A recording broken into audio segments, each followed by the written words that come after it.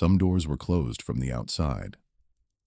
I want you to sit with that a moment before we go any further, because it is the whole of this story, and the man it happened to spent 40 years of his life trying to make other men understand it, and mostly failed. A door closed from the outside is a different thing than a door closed from within.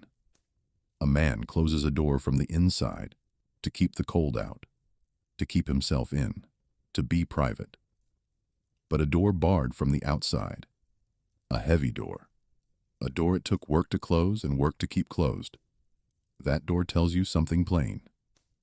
It tells you that whoever closed it wanted to be on the side they were standing on, and wanted very much for what was on the other side to stay where it was. And it tells you one thing more. It tells you that the thing on the other side could not close that door itself, or would not, and needed closing in by somebody else. Before I go on, tell me where you are listening from tonight. Down in the comments. I like to know the rooms this voice reaches into, and I will say, the ones of you sitting somewhere with a cellar door, or an old well capped over in the yard, or a mine adit grown shut up the hollow behind your house. You may find this one sits a little closer to you than you would like. One thing first. If this is the kind of account you find you want more of, I have gathered 10 of them into a long night's listening I call the Lantern Records. 5 hours, 10 counties. The same voice you are hearing now, telling the ones that would not fit a single sitting. You will find it linked in the description and pinned at the top of the comments. Look when this is done. Now then, the Smoky Mountains, the autumn of 1908. There was a railroad pushing a timber spur up into the high country, the way the railroads did in those years, eating their way into the last standing timber, a ridge at a time. And the men who ran that road had decided to drive a grade through a ridge that the maps in their office called nothing in particular, and that the people who lived under it called Dolan Ridge. To cut a grade through a ridge, you do not go around, you go through. And to go through rock, you need a powder man. And the powder man they sent was named Wirt Calloway. Calloway was 31 years old that fall. He was a lean, sun-dark, close-mouthed man who had been setting black powder, and lately the new dynamite into rock since he was a boy, swinging a striking hammer for his father. And he was good at it. Good in the way that keeps a powder man alive past 30, which is to say careful, unhurried, and entirely without romance about his work. He believed in the things a powder man believes in. He believed in the burn rate of a fuse, and the cubic yield of a charge, and the honest arithmetic of how much rock a given weight of powder would move. He believed in survey stakes and timetables. He did not believe in much else, and he would have told you, if you asked, that the not believing was a kind of safety, that a man who started seeing meaning in a mountain was a man who would sooner or later misjudge a charge and come home in a basket. To get the grade through that particular ridge, the railroad needed right-of-way across ground that ran up against the Cherokee boundary, and for that kind of work, the smart companies hired a local man who knew the ground and the people to walk the line and smooth the way. The man the railroad hired was old, past 80, a Cherokee man the company's papers listed by an English name, Eli Bird. Bird had lived his whole long life in those ridges. He had been a grown man before the railroad existed, before the park existed, before most of what a modern person thinks of when they think of those mountains existed. He had been hired to walk the right-of-way, to talk to the boundary families, to keep the company out of trouble. It did not know how to see coming. He was good at that, and he turned out to be good at one more thing the company had not hired him for, which was knowing exactly what was inside Dolan Ridge, and exactly why a sensible man would leave it there. Calloway met him the first morning, at the head of the grade where the crew was setting up. Bird came up the cut slow, leaning on a stick, and he stood a while and watched the men unload the drills and the powder. And then he walked over to Calloway, who was the man clearly in charge of the dangerous part. And he looked at him a while, with a pair of old eyes that had a great deal behind them, and gave away none of it, and he said, "You are the one who is going to open it." Calloway said he was the one going to drive the grade through, if that was what the old man meant, and Bird said, "That is not what I mean, and you will find that out." And then he told him. He did not dress it up. He told Calloway, standing there in the cold morning with the crew banging and cursing behind them, that there were already roads inside that ridge, older than the railroad, older than the Cherokee, who had not made them and had found them already old when their own people first came into that country longer ago than the old man had words for. Roads cut into the living rock by hands that nobody could account for, and the roads had been sealed. Doors set into them and closed, a long time ago, deliberately, and closed, the old man said, from the outside. "Whatever you blast into in that ridge," Eli Bird said, "if you come to a door, and you will know it when you see it, because it will be a made thing, and not a broke thing, you leave it shut. You do not open a door that somebody already took the trouble to bar from the side you are standing on. And you do not go down to where the water stands in the low passages. The people who closed those doors knew which side of them they wanted to be on. You would do well to want the same side." Calloway listened the way a polite man listens to an old man, which is to say he heard the words, and kept his face still, and did not believe one of them. He had been told to stay out of 100 places, in 100 mountains by 100 old people, and the places had always turned out to be just rock, and the warnings had always turned out to be just the way old people are, about ground their grandfathers were afraid of. He thanked Eli Bird. He said he would mind any door he came to, and then he went back to laying out his charges, and he did not think about the old man's words again until the third day, when the powder broke the ridge open, and he found out that for once in his life he had been told the exact truth and had not listened. They drilled for 2 days. It was hand work, a man holding the steel and a man swinging the hammer, turn and strike, the holes going into the face of the cut a slow inch at a time, and Calloway walked the line of them and judged the rock the way he always did, by the color of the dust that came out of the holes and the ring the steel made when it bit. The rock of Dolan Ridge was good hard stone, and it drilled clean, and Calloway loaded his holes on the evening of the second day and tamped them and ran his fuses, and on the morning of the third day he cleared the cut and lit the line, and the crew got back behind the rock pile, and the charges went off in the rolling stuttered way. A good loaded face goes off. 1, 2, 3. On down the line, and the face of the ridge stood up in a wall of dust and came down. When the dust thinned, there was a hole in the mountain where the face had been. That was expected. What was not expected was that the hole did not stop where Calloway's powder should have stopped it.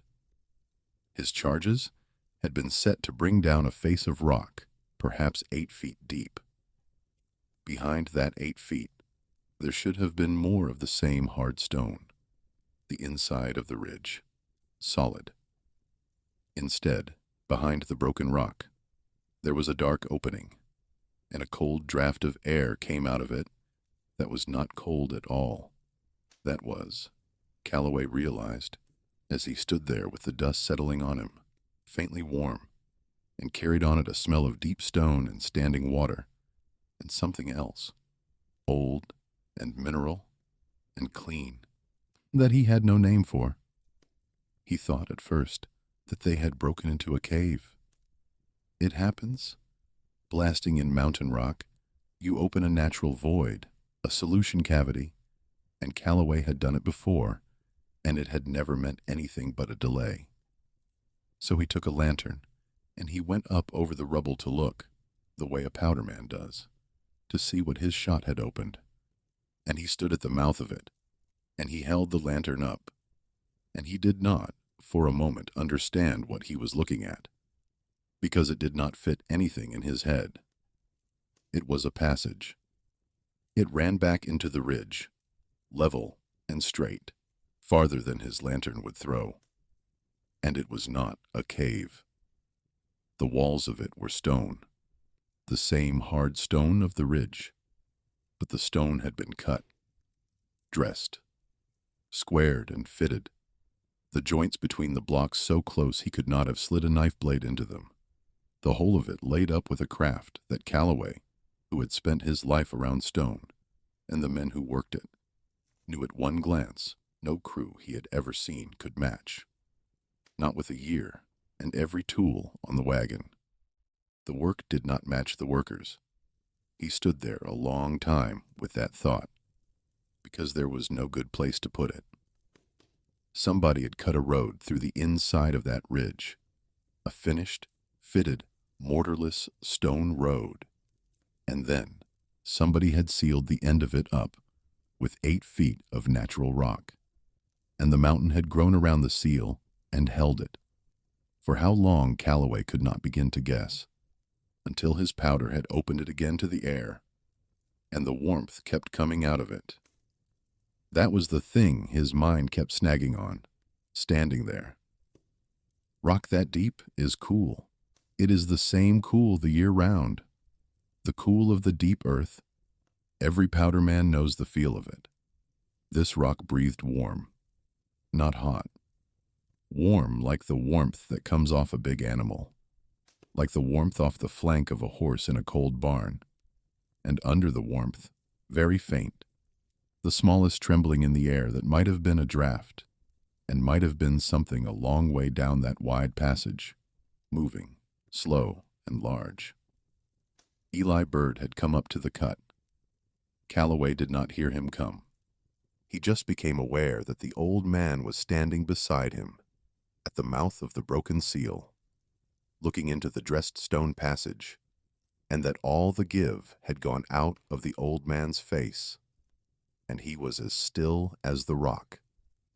And he said, very quietly, not to Calloway exactly, more to the passage, "You opened it." Then he turned to Calloway, and he said, "Stop. Now, today, you pull your crew back, and you fill this in, and you tell your company the rock went bad. You do not take one step into that. You do not let one of your men take one step into that." And here came the company. There was an agent on that job, a railroad and timber man named Auld, a soft-handed, careful man, in a good coat, who had come up to see the grade got driven on schedule, and Auld had come up over the rubble behind them, and he had heard the old man, and he was not looking at the old man. He was looking past both of them, into the passage, at that beautiful, impossible-fitted stone, and Calloway watched the agent's face and saw the thing he had seen on other men's faces, over other holes in the ground, the quick, bright arithmetic of a man who has just realized he is looking at something he can sell. A finished tunnel through the ridge, Auld was already saying, half to himself. They would not have to blast the grade at all. And what kind of men cut a stone road like that? And what else had they left in here? And whose was it now? And the answer to that last one, in Auld's mind, plainly, was his. Eli Bird looked at the agent a long moment, and then he looked at Calloway, because he had already taken the measure of both of them, and knew which one of them might still listen.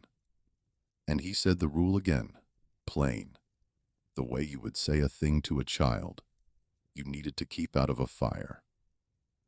Do not open a door that was barred from this side. Do not go down to the water. And whatever your company tells you, whatever this man tells you, you do not teach anybody how a thing like this is opened. That is the only part that matters in the end. The doors are not the danger. The knowing how to open them is the danger. Let me put something to you here. While we are still standing at the mouth of it in the daylight, before anybody has gone in, have you ever stood in front of a door you were told to leave shut? A room in a house you were a guest in? A gate with a chain on it and no sign? A cellar somebody said don't bother with, in a voice that was a little too level, and felt the pull of it. Not because you wanted what was inside. You did not even know what was inside, but because it was shut, and you had been told to leave it shut. And some part of a person wants to open a shut thing for no better reason than that it is shut, and they were told to leave it. If you have felt that, tell me in the comments, because that pull, that small, ordinary human pull toward the door you were told to leave alone, is the exact thing this story is about. It is the thing the old man was afraid of. And it is the thing that Wirt Calloway would learn. The patient ones on the far side of those doors had been counting on for longer than there have been people in those mountains to count. Auld wanted it surveyed. That was the word he used, surveyed.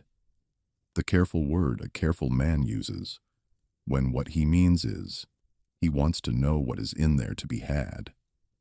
He told Calloway to take a couple of men and lanterns and go in far enough to see what they had broken into, and to come back and report. And Calloway, who I will not make into a hero, because he was not one yet, did it. He told the old man he would only look. Eli Bird did not argue with him. He had said his say, and he was too old, and had seen too much to waste breath arguing with a man walking toward a thing he had been told to walk away from. He only said, "If you come to a door, you turn around. Looking is not opening. Stay on the looking side of it." And he sat down on a rock at the mouth of the breach, an old man with his stick across his knees, to wait and see which kind of man came back out. Calloway took 2 men and 3 lanterns, and they went in. I have stood in old mine works in the dark, and I can tell you a little of what it is, but not enough. The light goes only as far as it goes, and past it, the dark is total. And the dark has a quality underground that it does not have above. A thickness, a closeness. The dark of a place that has not had light in it for a long, long time, and does not want it now. They went back along that dressed stone passage, and the lanterns showed the walls. And the walls were the same fitted, jointed, impossible work the whole way, floor and wall and curved ceiling, laid up by hands that had known exactly what they were doing and had all the time in the world to do it. And as they went, Calloway began to see the marks. They were cut into the stone of the walls, low down at first and then higher, lines and clusters of lines and shapes that were not the syllabary the Cherokee used, and were not letters of any kind, Calloway knew. Cut deep and clean, and running on along the wall the way a fence runs along a road, on and on, the same careful hand, for what Calloway came to understand was a very great distance. He was not a man given to fancy, but he said later that the marks gave him the feeling of a ledger, of a record, of a great long accounting of something, kept along those walls by something that had needed to keep count, and had had a long time to do it, and was perhaps not finished. The warmth grew as they went in. So did the smell. And in the low places of the passage, where the floor dropped, there was water standing, black and still, and going nowhere. And Calloway remembered the old man saying, "Do not go down to where the water stands," and he kept his crew up out of it, skirting the black pools along the edges. And he was glad, without letting his men see he was glad, when the floor rose again. And then the passage opened out into a kind of chamber, and at the back of the chamber, the lanterns found the door. It was a slab of stone. It filled the whole of a squared opening in the back wall, taller than a tall man and half again as wide, and it was a made thing, not a fallen one, dressed and fitted like everything else, and it had been closed. And across it, set into the living stone on either side, were great bars of a dark stone or metal Calloway could not name. 3 of them slid home across the slab, into sockets cut in the jambs, barring it shut, from the near side. From the side Calloway was standing on. Somebody had stood where Calloway was standing now, and barred that door shut against whatever was behind it, and left those bars there to hold for as long as stone would hold. And it was warm. The warmth in that chamber came off the slab, off the door, the way warmth comes off a stove that has been let go nearly out. And Calloway put his hand toward it, without meaning to, and felt the heat of it on his palm from a foot away, and took his hand back. And as the 3 of them stood there, in the lantern light, not one of them saying anything, there came from behind that barred slab a sound, not loud, a long, slow, dragging shift, the sound of a great weight settling, or turning over, or rising, far back behind the stone, and then a silence that was somehow worse than the sound, the silence of a thing that has gone still because it has heard you. The 2 men with Calloway were already backing toward the passage, and Calloway, who did not believe in much, stood in front of that warm barred door, with his lantern up, and felt for the first time in his grown life the simple animal certainty that he was being attended to, that something on the far side of that slab knew exactly that he was there, and was not alarmed, was, if anything, pleased. He went back out. He kept the looking side of the door, the way the old man had told him, and he went back out. And the daylight at the mouth of the breach was the finest thing he had ever seen. And Eli Bird looked up at his face from the rock where he sat, and read it, and nodded once, as a man nods when a thing he feared is confirmed. And then Eli Bird told Calloway the rest of it, the part the old people had kept behind their teeth for longer than the railroad had been a notion. And I am going to give it to you, the way Bird gave it to Calloway, sitting on that rock in the cold afternoon with the warm breath of the ridge coming out of the hole behind them.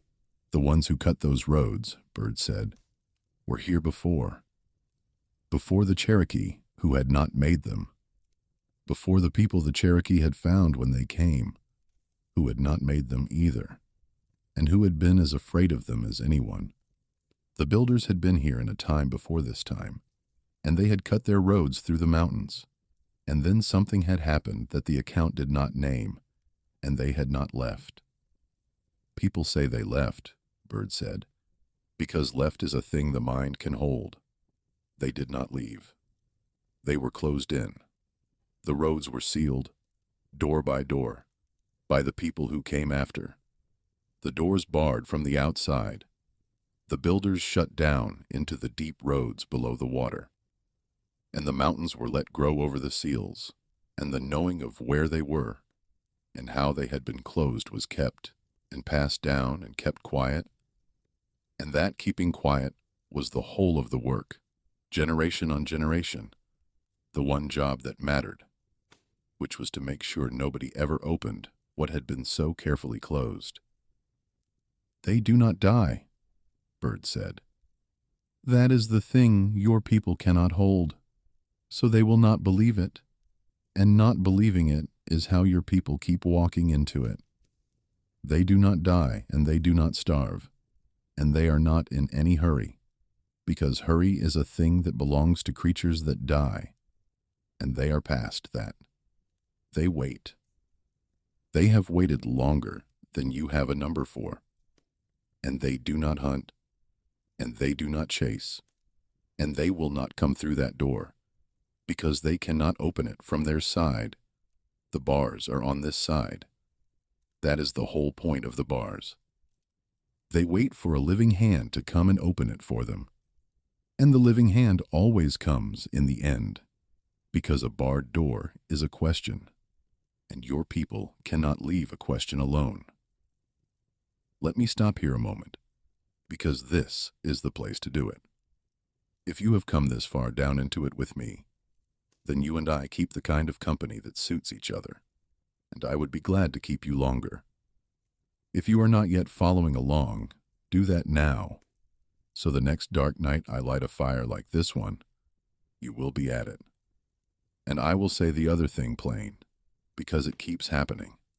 If you ever come on this account in some other voice, on a channel that is not this one, with my words in a stranger's mouth, then they took the work without leave, and you would do me a kindness to say so, and a breath, before what comes next, because the worst of it is still ahead.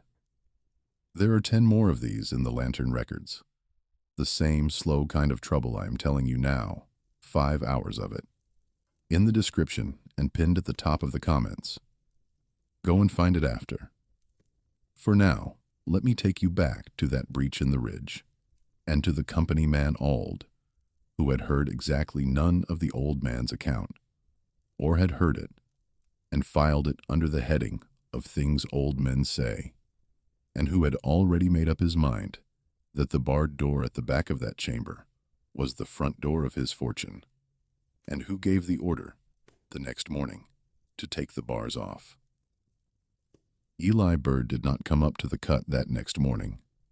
He had said, the evening before, that he would not stand and watch a thing he had spent his whole life keeping from happening, and that if Calloway had any sense left in him, he would not stand and watch it either. But Calloway stood and watched it, because the company was paying him, and because, if I am going to tell you the truth of the man, some part of him by then wanted to see. He had stood in front of that warm barred door and felt it know him, and a seed had gone into him there that he did not yet understand, and the seed wanted the door open. He told himself he was only doing his job. Men tell themselves that, standing in front of all kinds of doors. It took most of the morning to draw the bars. They were heavier than they looked, and set deep, and the men worked them out of their sockets with pry bars and chain, cursing the weight.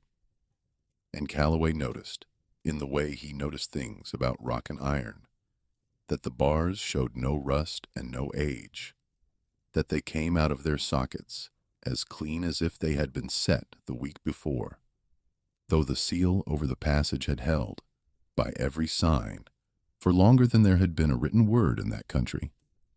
When the last bar came free, the slab did not fall. It swung. It was hung, somehow, balanced, so that a made thing that size moved at the push of 2 men's hands, slow, silent, swinging back into the dark of whatever lay behind it. And out of the opening came the warmth, full now, a breathing warmth, and the smell, and a dark that the lanterns went into and did not come back out of. Old wanted a man to go in. He would not go himself, you understand. The careful man in the good coat stood well back, and wanted a man sent in to see what was there to be had, and the man Calloway sent, because the man volunteered, because he was young and easy, and wanted the extra $1 Auld was offering, was Calloway's own powder hand, a fellow of 28 named Tom Sigmund. Sigmund was a good hand, steady, cheerful, the kind of young man who whistled at his work. He took a lantern and a coil of line, and they tied the line to him so they could find him, and he stepped through the swung-open door into the warm dark, paying the line out behind him, and the line went out and out, farther than Calloway had thought. The line was long, and then it stopped paying out, and it hung there, slack. And for a long while, there was nothing at all. They called to him. There was no answer, no sound, only the warm breath of the dark coming out around the door. And Calloway was about to go in after the line himself, against every sense he had, when the line moved. It did not jerk the way a line jerks when a man in trouble pulls it. It came back in, slow and even, gathered from the far end by something walking back toward them at an unhurried pace.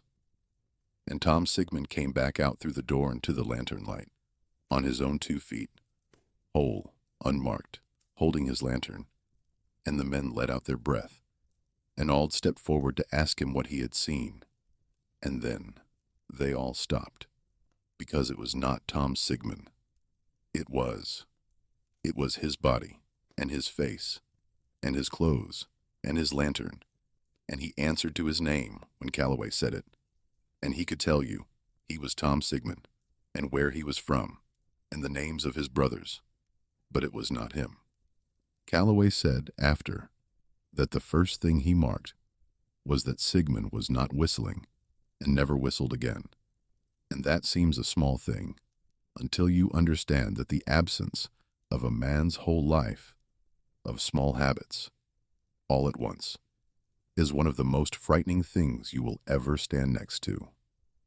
Sigmund was cold.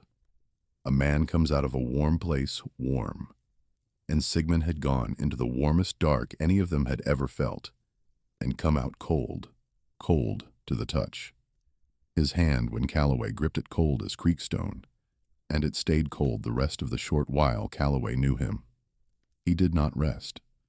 From that hour on, Sigmund did not sit, did not sleep, did not eat that anyone saw, and his hands were never still.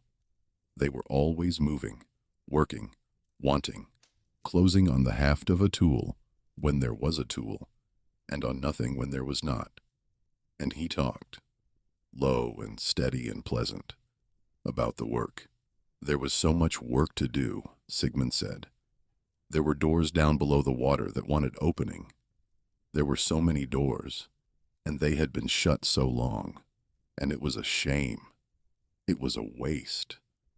All that road shut up in the dark, and the only thing that needed doing, the only thing in the whole world that needed doing, was to go down and open them, one after the next, and let the long roads run again.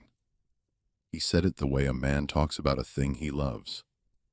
He said it to the crew, reasonably, warmly, and Calloway watched 2 of his men start to nod along, start to drift toward the open door, with the slack faces of men being talked into a thing, and he got between them and the door and shouted them back to themselves, and it was a near thing, and he understood then, all at once, and all the way down, what Eli Bird had been telling him. They did not take you in the dark. They did not need to. They sent you back out into the light, wanting to open the next door, and wanting it so reasonably, so warmly, so much like your own idea, that you would carry their work out into the world on your own 2 feet and call it your fortune, your discovery, your good luck. And you would open door after door after door and never once feel a hand on you, because the only hand on you was your own. That was the danger. Not dying in the dark. Walking back out of it as a digger, with their wanting wearing your face and going down the mountain to find more doors. Tom Sigmund was the first one opened in that ridge in a very long time, and Tom Sigmund, cold and tireless and reasonable, wanted nothing in this world but to go back down and open the rest, and to bring everyone he could with him. And he had all the patience now of the things that had made him, which is to say all the patience there is. Calloway sent a man down the mountain at a run for Eli Bird, and the old man came back up that grade faster than any man past 80 should have been able to climb it. And he stood at the cut, and he looked at the thing that had been Tom Sigmund, standing there cold and smiling and talking softly about the doors below the water. And the old man's face did not show fear and did not show surprise. It showed grief. The grief of a man looking at a thing he had spent 80 years trying to keep from ever having to look at. And he said to Calloway, "Lo, you have to close it. From this side. The bars back across. The slab shut. Today. Before dark. While there is still only the one of them walking around up here in the light." And Calloway said, and his voice was not steady, "And Sigmund?" And Eli Bird looked at the cold, smiling thing that had been a cheerful young man who whistled at his work that morning. And he said the hardest true thing Calloway ever heard a man say. He said, "Tom Sigmund went through that door at 10 o'clock this morning, son. What you are looking at did not come back. You are not closing a door on Tom Sigmund. Tom Sigmund is already on the far side of it. You are only deciding whether that stays shut, or whether it walks down this mountain and opens every door it can find for the rest of your life and your children's lives. Close the door." Here is the thing that made the closing possible, and it is the worst part of the whole account, so I will say it plainly and not linger on it. The thing that had been Tom Sigmund wanted to go back through the door. It did not want to stay up in the light with the crew. The light and the crew were only work to it, doors to be opened later, and there was better work below, the deep roads, the doors under the water, and it wanted to be about that work more than it wanted anything, and the way down was through the open slab. So when Calloway and two of his steadiest men moved toward the door, the Sigmund thing moved toward it too, ahead of them, eager, talking all the while in that warm, reasonable voice about how much there was to do down there, how glad it was that they were all coming. And it stepped through the open slab into the dark on its own, the way a man steps through his own front door at the end of a long day, glad to be home. And the moment it was through, Calloway and his men threw their weight on that balanced slab, and it swung, slow, too slow, the slowest few seconds of Calloway's life, and from the dark on the far side, the Sigmund thing turned, and Calloway saw its face in the last of the lantern light through the closing gap. And it was not angry, and that was the worst of it. It was puzzled, mildly, pleasantly puzzled, the way you would look at a friend who had started to do something that made no sense, and it took one step back toward the closing door and put out one cold hand, not grabbing, just reaching, the way you reach to stop a door. A friend is closing by mistake, and it said Calloway's name, kindly. And then the slab came home into its frame, with a sound Calloway felt in his teeth, and the men drove the 3 bars back across into their sockets, and the reaching and the kind puzzled voice were on the far side of a foot of fitted stone, and stayed there. They did not hear it try the door. That was the thing Calloway said he had braced for and never got. The pounding. The rage. There was no pounding.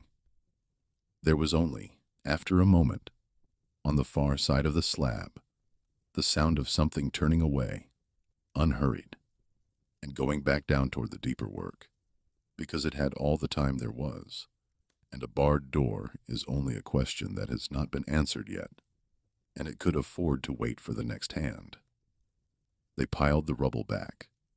They shored it, and they buried the breach, and Calloway set a light charge, a careful one, the most careful of his life, and brought the face of the cut down over the whole of it, so that Dolan Ridge was a solid ridge again, with a sealed door inside it, behind 8 feet of broken rock, behind a wall of fitted stone, the way it had been the morning before his powder ever touched it. The railroad did not drive the grade through Dolan Ridge.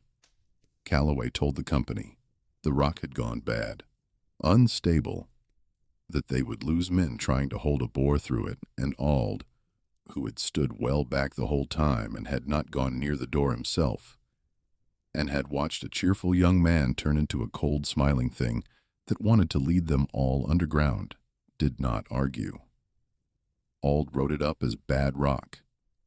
The spur went around, the long way, the expensive way, and the grade they had cut grew over, and within a few years you could walk the foot of Dolan Ridge and not know a railroad had ever wanted it.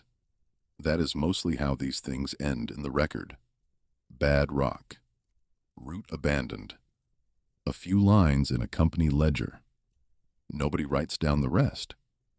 Wirt Calloway never said a charge again. A powder man who loses his nerve is no use, and the company assumed that was what had happened to him. And in a way it was. Though not the way they thought, he did not lose his nerve. He lost his belief in the not believing, the thing that had kept him safe his whole life, the conviction that a mountain was only rock, and a warning was only an old man being old. He went home. He took up other work, careful work, above the ground, and he did one thing more, quietly, for the rest of his life. He bought Dolan Ridge. It took him years, it took him most of what he ever made, buying that worthless grown-over ridge parcel by parcel, as the timber company let it go. And when he owned it, he posted it, and walked it, and turned back the occasional hunter, or curious boy, or, once, a pair of men with survey instruments, who said they had heard there was something interesting in that ridge.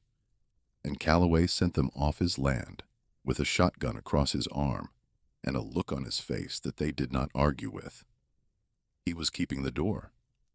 He had taken up Eli Bird's work, the only work that finally mattered, which was making sure nobody ever again stood in front of that barred slab and felt the pull to draw the bars. Because he felt it. That is the part he told only at the very end, to the one person he told any of it to.